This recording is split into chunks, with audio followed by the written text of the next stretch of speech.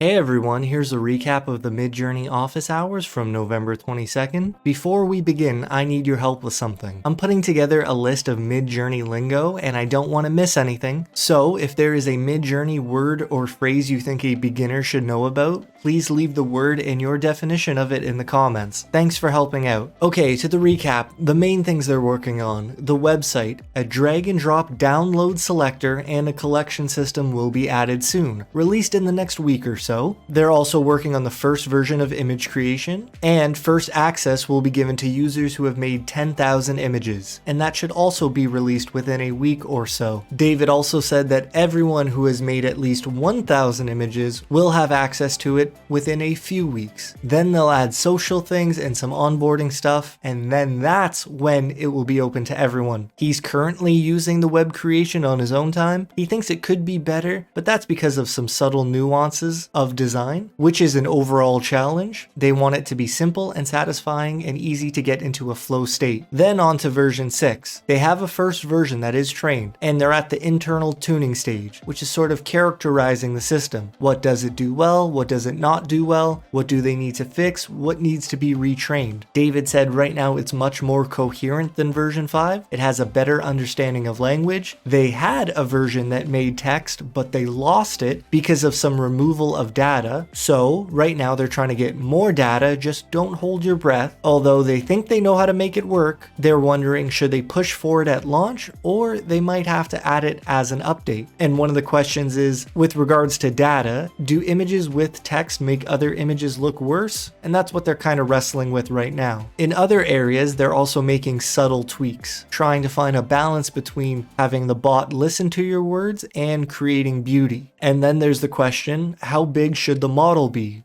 Bigger and slower, smaller and faster? What will the final resolutions be? They have most of these things figured out, and they might need another round or two of training to answer the rest of their questions. Mid-December is the goal for now, in terms of making images on the website and using version 6. How many of the features of version 5 will immediately be available? They probably want to release something that is good rather than perfect, and then just add new features as they go every week, like in painting and aspect ratios. They have not done a final aesthetic tuning yet, so right now version 6 looks raw, and that's when a rating party will help dial in the final look. He also noted that character consistency and video are on the horizon after launch. We might see them before version 7. If you like the art in this video, here is the prompt. It's your subject and then a really specific style code in Midjourney. I didn't use any extra words, it's just a subject and then style 7RASH, etc, etc. I'll leave it in the description below. I use lots of different stylized values, lots of different chaos values, and all of them were made in niji 5. This code does not work in Midjourney. If you want a better look at some of my pictures, you can find me over on Instagram at FutureTechPilot. There's your recap of the Midjourney Office Hours. I hope you're doing well, take care, and I'll see you next time.